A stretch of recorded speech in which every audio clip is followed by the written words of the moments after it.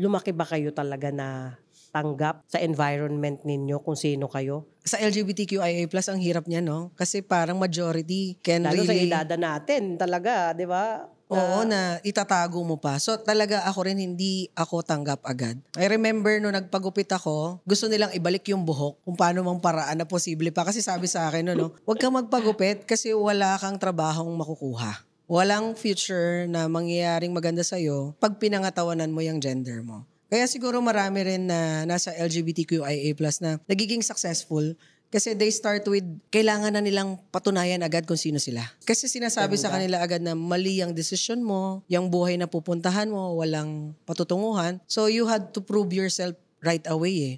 Kailangan may mangyari sa akin. So sa akin, yun yung ginawa ko. Hindi ako nagtanim ng sama ng loob sa family ko kasi alam ko rin naman na they come from a point of love.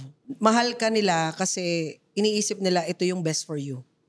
Pero pag pinakita mo na rin along the way na alam mo yung ginagawa mo, at wala ka namang gagawing masama, they will understand.